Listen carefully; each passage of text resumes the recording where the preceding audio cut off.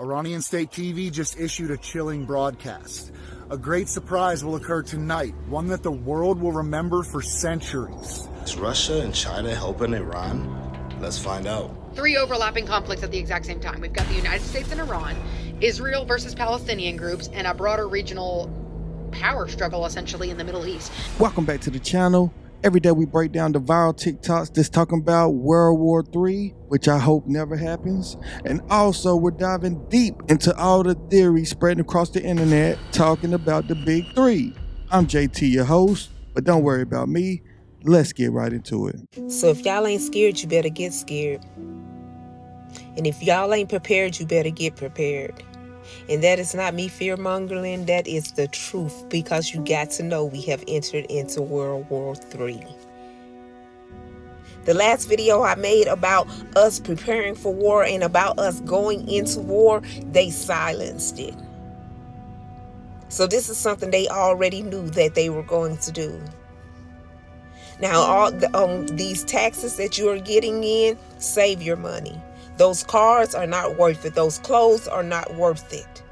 Your family is, because you're going to need every penny of it. We are about to enter in an era that we, in our generation, in our lifetime, have never seen before. We are about to go through things that we have never experienced before. And everything, every penny that you bring in, you're going to need it. I see a lot of people playing in these comments and on these videos, but now is not the time to play. Now is the time to prepare your family for what is about to come.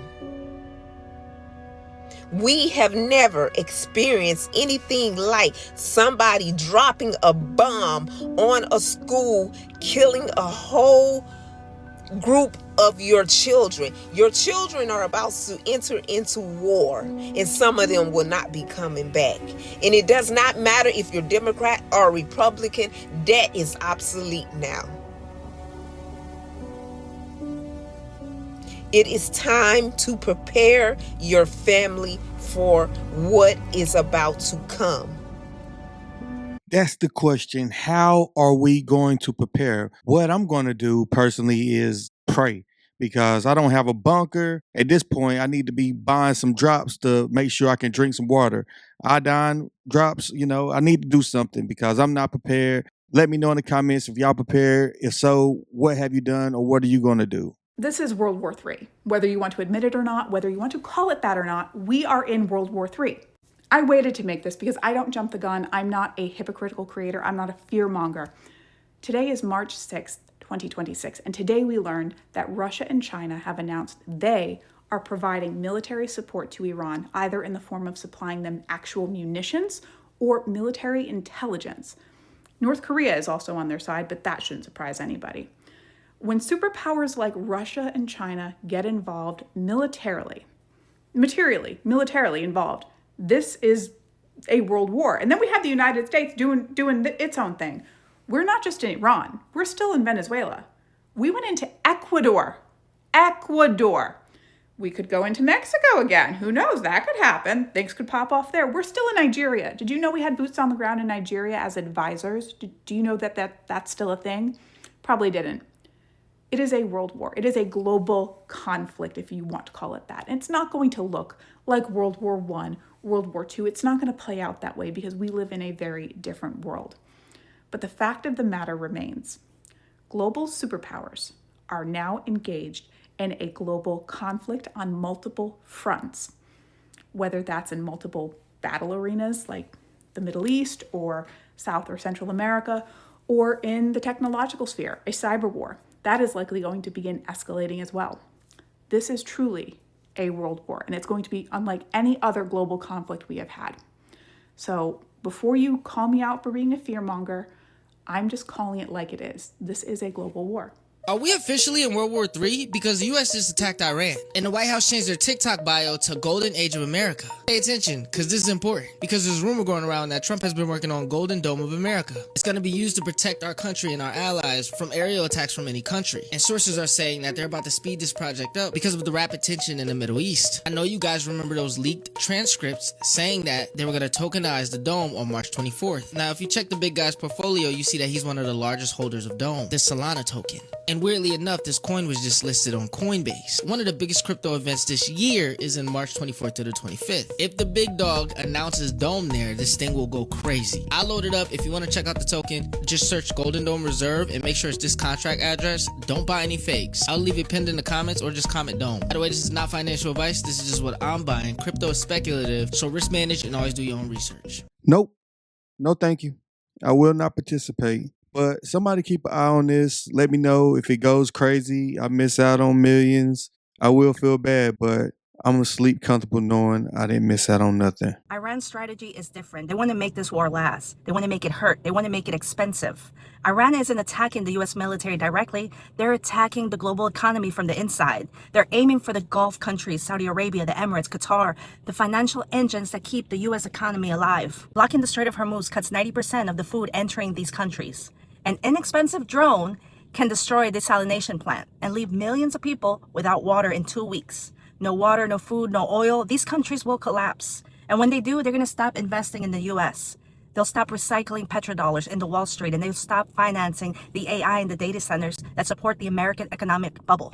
Iran doesn't need to win the battle. They need to break up this alliance. And when the bubble bursts, it's going to take everything down with it. Good morning, bad news. As the threat of a global conflict looms, many of you have been asking us what the chances are of you being drafted into a potential World War III. Today, there are approximately 2 million active and reserve volunteer personnel in the US military, compared to 16 million that served in World War II. So what happens if we're facing World War III and 2 million soldiers isn't enough? The highest priority would be young men turning 20 the year of the draft. You're up first. Would the US ever reinstate the draft? And how would that even work? Technically, yes, they can. If you're a male between the ages of 18 and 25, you're legally required to register with the Selective Service System, which is a draft list that has been continually updated since 1940. In fact, failing to register is a felony punishable by up to 5 years in prison or a $250,000 fine, although in reality, nobody's been prosecuted since 1986. We've used the draft in 6 major conflicts: the Revolutionary War, the Civil War, World War I, World War II, the Korean War, and the Vietnam War. But towards the end of the Vietnam War, President Richard Nixon let the draft authorization expire and transitioned the US military towards an all-volunteer force while simultaneously increasing military pay to attract new recruits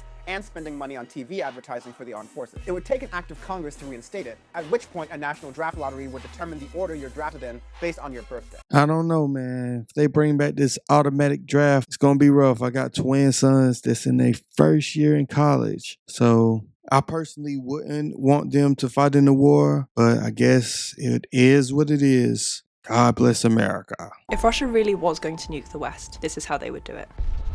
Deep inside the Arctic Circle, Moscow would dispatch their nuclear-armed submarine from its base in Severomorsk. Sinking to 60 feet, it makes its way out of Kola Bay and is joined by 3 frigates who provide surface cover from any inquisitive satellites. Once it reaches open waters, the sub has to be careful of getting too close to Iceland's naval air station keeping guard, not to mention the hydrophones arranged on the ocean floor that are trying to pick up the sounds of the sub's engine. Instead, it tries to pass through a narrow winding canyon along Greenland's coast, but isn't allowed to use sonar in case it gives away its location. When it finally reaches the North Atlantic, an antenna on a long cable is released that heads to the surface to pick up a heavily encrypted message from the Kremlin. Once given the order, the sub then rises to a depth of 160 feet as it prepares to fire a nuclear missile. The first RSM-56 Beluga nuclear missile is ejected by a steam cannon, which propels the 40-foot weapon towards the surface. Once it breaches the water, rockets inside the missile then propel the weapon to space. Just one of these rockets is powerful enough to wipe out most of central London, or Manhattan. The sub will keep firing every 10 seconds for the next 2 minutes, and the first warheads will be dropping along America's east coast and Britain within 10 to 15 minutes. 11 missiles will head towards the US, with the final warhead splitting off northeast to Britain. Once the missiles reach the edge of space, the first booster rocket falls away and the second rocket ignites to hurtle the missile at 15,000 miles per hour, ready to unleash carnage. In the final stage, the second rocket detaches, allowing the bus, nicknamed because it carries 10 independent warheads or passengers, to re-enter the Earth's atmosphere. Each is packed up with 10 times more explosive force than Hiroshima and is programmed to strike individual targets. It would entirely wipe out the centre of London, or New York, killing hundreds of thousands of people. The sudden heat would immediately create a high-pressure shockwave that would then tear through buildings for miles at supersonic speed, which could injure more than 1 million. Emergency services would be overwhelmed and unlikely able to rescue survivors due to the radiation and level of destruction on the roads. Within a week, the majority of survivors would die from radiation exposure, and the country would be on its knees. Pay attention and listen, because Professor Jiang explains why the war with Iran could lead to the end of the world. Look. This war, it is the end of the world. Okay? both sides have the potential to destroy each other. It's really a question of how far do they want to go. All right? We can also say this is almost a game of chicken. Okay? We can blow each other up. How far do you want to go? And the problem is this. The problem is that the Iranians are Shia, which believes in martyrdom. And you've killed the religious leader, the Ayatollah Khamenei. So they're willing to go very, very far. The GCC countries are Muslim, but they're materialistic. They love money. And also, most of the population are expatriates, foreigners. 90% of Dubai are foreigners. Guess what's going to happen if they suffer? They're all going to run away. Okay? So this is not a fair matchup. The big question that people have is, first of all, are the Americans going to use ground troops? Because the only way that you can defeat Iran is by using ground troops, okay? That's a big question we'll look at in the next few weeks. Will America send its army, 500,000, 2 million soldiers to topple the government? Okay, that's question number one. Question number two, nuclear weapons. If you lose the war, would you choose to use nuclear weapons? Okay, that's another big question that we have, okay? Another big question that we have is who gets involved? Because this situation is so dire that Europe, okay, specifically Germany, France, and Britain are talking about entering this war. And guess what? If that happens, it is possible that Russia and China will also enter this war on the side of the Iranians. This is World War III, okay?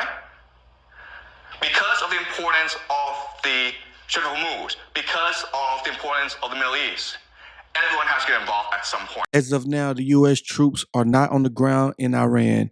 Do you think that's necessary? Do you think it's possible for that to even go down? If we take troops to Iran, it's going to be bad for Iran, but also bad for America in a way because I just can't see it being a quick operation. I'm thinking it may take a couple years or so. Tell me what you think in the comments. Breaking tonight, Iranian state TV just issued a chilling broadcast. A great surprise will occur tonight, one that the world will remember for centuries. This is not a bluff. It's a warning, a threat, and even a promise. All eyes are now locked on Tehran. What could it be? A cyber attack, a missile strike, something nuclear? The world doesn't know, but Israel, the United States, and every single intelligence agency on the planet is watching. In the last 48 hours, over 200 Israeli warplanes have bombed Iran. Iran vowed revenge, and this might be it. Every time Iran says something like this, it's not for show. Remember, they struck U.S. bases in Iraq. They downed American drones. They nearly shut down global oil shipping in 2020. And now, they're saying the whole world will remember tonight for centuries. Stay alert and watch the skies, because if the surprise lands tonight, it might already be too late for us. Let me know your thoughts in the comments and make sure you follow for more. Trump just pulled off what looks like the biggest military win in decades. He killed Iran's supreme leader, destroyed their nuclear sites, wiped out their entire navy in a single night. Sounds like a total victory, but here's what nobody's telling you. Iran didn't surrender. They closed the Strait of Hormuz, the choke point that controls 20% of the world's oil supply, completely shut. Iran said any ship that tries to pass will be set on fire. The world's two biggest shipping companies stopped all transits immediately. Oil prices spiked 7% overnight. Qatar's LNG terminal, the largest on the planet, went dark after Iranian missiles hit it. The Dow dropped over 1,000 points. Your gas prices are already moving. Then the counterstrikes came. The U.S. Embassy in Riyadh hit by a drone. American bases across the Middle East under fire. Thousands of Americans stranded with no evacuation plan. When pressed, Trump said, "It happened very quickly." Britain said they had no part in this. France called it a violation of international law. Russia and China are backing Iran. An Iranian cleric declared holy war. Trump killed Khamenei. He destroyed their nukes and their navy, but Iran cut off the world's oil. American embassies are burning, allies are walking away, and Congress was never asked. This didn't end the threat, it started a war, and nobody has a plan for what comes next. I actually just saw on the news that United States and Israel bombed Iran oil tankers. Gas prices are about to go through the roof. But overall, once we get that passage back open, get everything running smoothly, get the ships shipping that oil, we'll be back on track. At least I hope. Was this a good move or not? So I feel like not enough Americans have any idea what's going on between us and Iran because American media fails to give historical context and they just use lightning words like war, Iran, Middle East, bombs, missiles. And I'm like, okay, queen. Sure. So I'm going to explain it in a way that makes sense, and I'm going to tell the truth. So the government that runs Iran today exists partly because of something that we did decades ago. So back in 1953, Iran actually had a democratically elected government, meaning that their people voted for their leader the same way that we do. But that government tried to take control of its own oil instead of letting foreign companies like us profit from it. And the United States was like, and we overthrew them. So we replaced their democracy with a dictator called the Shah. And this happened whether the people of Iran liked it or not. And hint, they didn't like it. But the CIA had essentially looked at Iranian democracy and said, yeah, we're going to go ahead and get rid of that. We can't have that. So for the next couple of decades, the Shah ruled Iran. Sorry if you see me itching myself. There's mosquitoes out here. But the Shah ruled Iran with U.S. backing until 1979 when the Iranian Revolution happened. So basically huge uprising. The people overthrew their government and finally removed him and created the government that Iran has today. So I know what some people are going to say. Some people are going to be like, but Iran's leadership today is oppressive. So isn't this a good thing that we're going to war with them? No. War is never good. Okay? It's not our jobs to be Captain Save-A-Ho, first off. But yes, Iran restricts women's rights. They crack down on protests, political opposition. That's real. That's not propaganda per se. But what's important is that their government exists today, coming out of a 1979 revolution, which only happened because we overthrew their democracy and replaced it with a dictator. Why are we leaving that part out?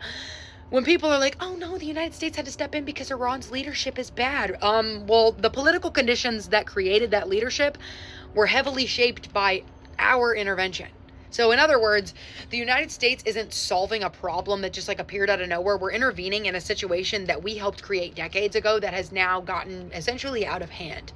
And so now all these countries that are allied are all for 45 years or have been doing what political scientists call regional tension, where it's like this long standoff where we fight indirectly through sanctions, cyber attacks, proxy groups like terrorists, occasional strikes, instead of a full-on war. But now we fast forward to today and we go, Israel and Palestine. Iran financially and militarily supports groups that oppose Israel. So we've got Hamas and Hezbollah. United States is Israel's biggest military ally. So we fund and supply a lot of Israel's military power, if not all of it. So every time fighting breaks out, the US and Iran do this thing where they're like, no, I'm not talking about you, bitch. I'm not talking about you, when they're clearly talking about you.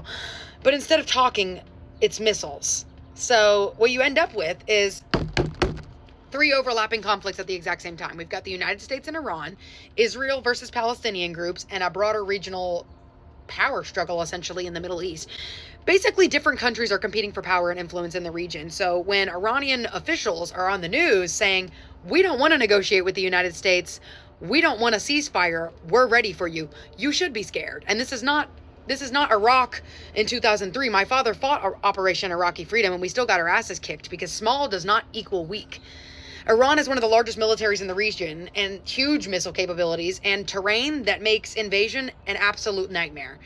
So in other words, if we do go to war, it will get ugly fast. And really we already have, because matter of fact, if you made it this long in the video, the United States media is underreporting the amount of American casualties that are happening right now. I know they said something about 6 American deaths. Girl, try hundreds. Hundreds. Go watch international news and see what they are saying is actually happening. Do not trust American news. You are Democratic or Republican. You are feeding into propaganda. I'm going back inside, but it's a lot worse than you think. I wouldn't say hundreds of American casualties. Are y'all believing in that narrative? I'm not quite going for it. Of course, it may be more than 6 that they're reporting, but hundreds, I think that's kind of pushing it. All right, here goes your news. Well, the big news is Russia and China helping Iran? Let's find out. Before that, we have a Ukrainian drone here blowing up a Russian helicopter in the Black Sea. We also got Kim Jong-un watching his missiles be launched from a new North Korean naval vessel. Look at them flexing. They've come a long way, huh? It looks like the United States has hit another Iranian naval vessel, as Trump is saying he is not going to back down until Iran surrenders. There have also been rumors of a ground invasion into Iran, so Iran has responded to this by saying, Are you afraid of a U.S. invasion in your country? No, we are waiting for them. You are waiting for the U.S. military to invade the ground troops? Yes, because we are confident that we can confront them, and that would be a big disaster for them. Dude just straight up said he was waiting for them, but it makes sense on his second line when he was asked about Russia and China. Are your allies Russia and China helping you? Well, they are supporting us politically and otherwise. Are they supporting you militarily? Well, military cooperation between Iran and Russia is not a secret. You know, we have worked with each other in the past, and that has continued, and will continue, I guess. And they are actively helping you in this war? Well, they have always helped us. So I'm gonna understand that to mean yes, that they are actively assisting you in this war? Well, I'm not going to give the details of our cooperation with other countries right in the middle of the war. Facts. I mean, at this point, who would tell anybody anything like that? But hold on, I got one more thing. There was a statement from the Russians themselves. Listen to this. We'll do everything to create an atmosphere that will make this operation impossible. If you enjoyed the content, make sure you go ahead and subscribe to stay up to date. And while you're at it, go ahead and gently smash that like button. All the links to the videos are in the description. Shout out to all the creators. And until next time, peace.